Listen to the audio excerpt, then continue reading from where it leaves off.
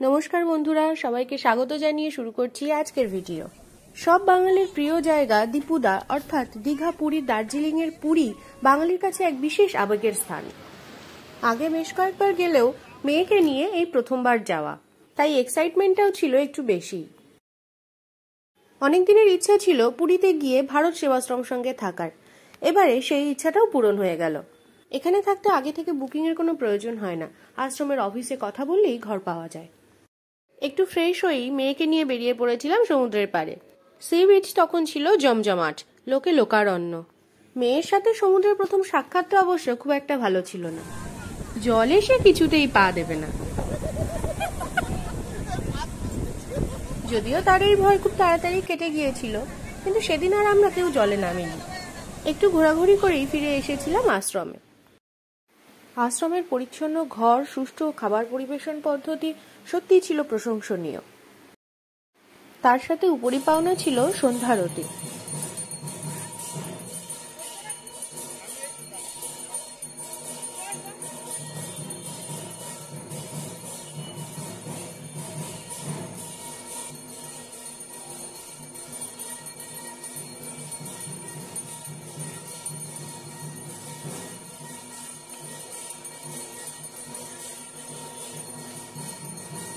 পরদিন সকালে ব্রেকফাস্ট সেরে চলে গিয়েছিলাম সমুদ্র স্নানে। তখন মেয়ের আনন্দ ছিল দেখবার মতো।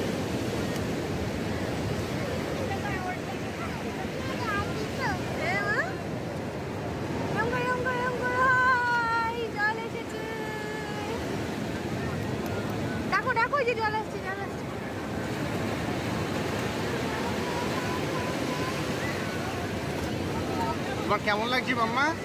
কেমন লাগছে? ভালো লাগছে।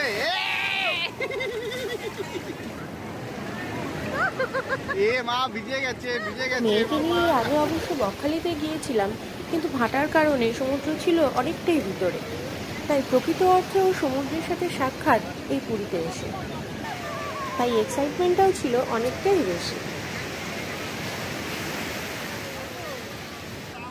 গতকাল যে জলে নামতেই চাইছিল না, আজ তাকে জল থেকে তোলাই মুশকিল। শুধু বলেই যাচ্ছে আবার সে জলে নামবে।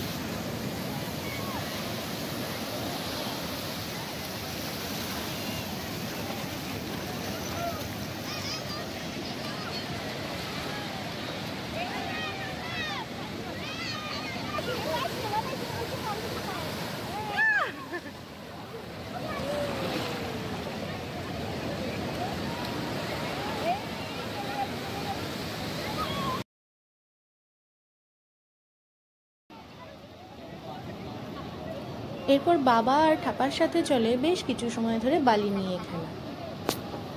এইসব পেলে আর কি বাড়ি ফিরতে মন চায়?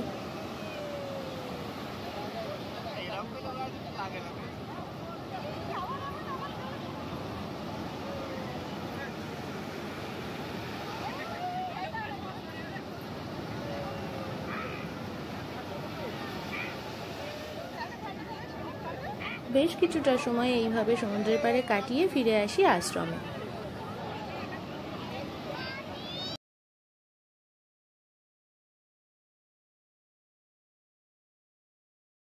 পরদিন সকাল সকাল চলে যাই জগন্নাথ দর্শনে।